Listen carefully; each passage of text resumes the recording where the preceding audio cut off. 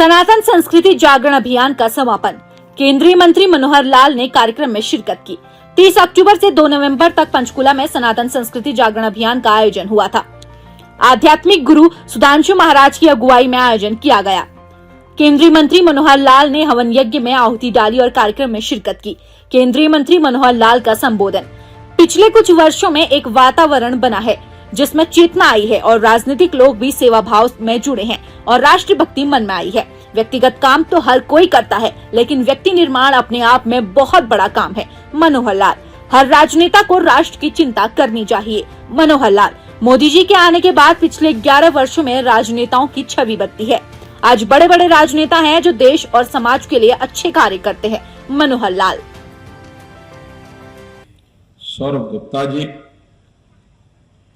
अन्य महानुभाव, उपस्थित सभी धर्म प्रेमी सज्जनों, भाइयों बहनों, आचार्य बंधुगण, पत्रकार छायाकर मित्रों,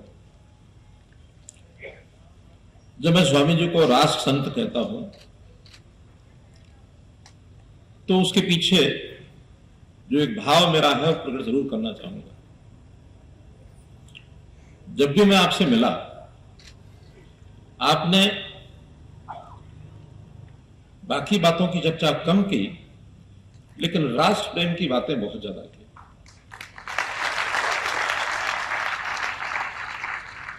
देश में क्या है, दुनिया में क्या हो रहा है, दुनिया के देशों में कौन हमारा मित्र है, कौन हमारा दुश्मन है। मोदी जी अच्छा कर रहे हैं, बाकी सरकारों को भी उसी प्रकार से आगे बढ़ना चाहिए।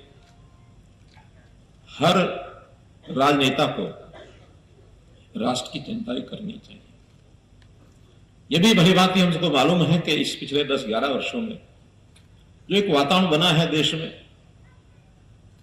चेतना आई है, राजनीतिक लोग भी सेवाभावी हुए हैं, राष्ट्रभक्ति मन में आई है, उनकी छवि सुधरी है। आदरणीय मोदी जी को एक बार जब प्रधानमंत्री नहीं बने थे, एक पत्रकार ने पूछा, मोदी जी आप प्रधानमंत्री बनने जा रहे हैं। 2013 में जब उनकी घोषणा हो गई थी तब की बात है। सबसे बड़ा चैलेंज आपके सामने क्या है? थोड़ी देर सोचा उन्होंने। पत्रकार ने पूछा, पता नहीं कौन सी समस्या की बात करेंगे, ये समस्या बहुत बड़ी है, इसको हल करना है, देश की रक्षा करनी है, सेनाओं का मुकाबला, यानी दुश्मनों का मुकाबला सेनाएं करें, इसके हमारा चैलेंज है।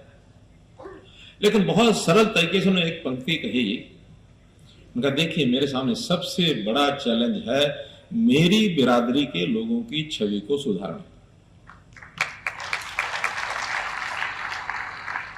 राजनेताओं की जो छवि होती थी, हम सब सामान्य समाज में जब सुनते थे ये नेता है, अच्छे लोग तो ये कहते थे मुझे नेता मत कहो, कुछ भी कहो, लेकिन समाज में नेता है तो जरूर उसकी कोई ना कोई 2-4 कमियां उसी समय बता देते थे। नेता बनना अच्छे आदमी का काम नहीं था, लेकिन मोदी जी के आने के बाद वास्तव में इन पिछले 11 वर्षों में उन्होंने उस छवि को बदला है। आज बड़े बड़े ऐसे राष्ट्र नेता हैं, देश और समाज के लिए सब करते हैं। आपने कुल मिलाकर के समाज के लोगों को जिस प्रकार की दिशा देने की बात आप कर रहे हैं, बहुत सराहनीय है कि अपना तो विचार करना ही है, लेकिन भगवत कृपा, भगवत शरण में जाकर के और उस कृपा से समाज के लिए भी काम करो, जिसका आप स्वयं उदाहरण है।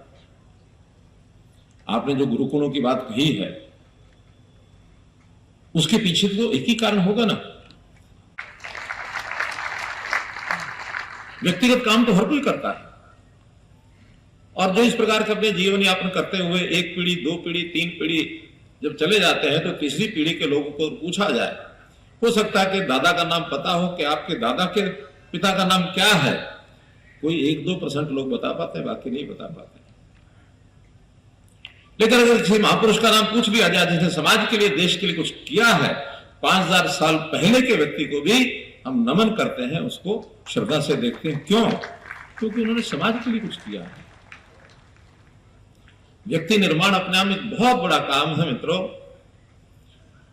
स्वामी जी इस काम को आप कर रहे हैं, मैं आपके प्रति नतमस्तक होता हूं।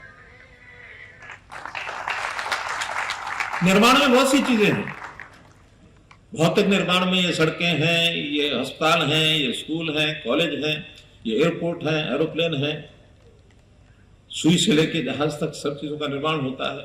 हम हर वस्तु जो हम भोगते हैं उन सब चीजों का निर्माण होता है, इंडस्ट्री लगती है, इंपोर्ट एक्सपोर्ट होता है, हमारी आर्थिक स्थिति उस पर निर्भर है। लेकिन वो एक प्रकार निर्माण है,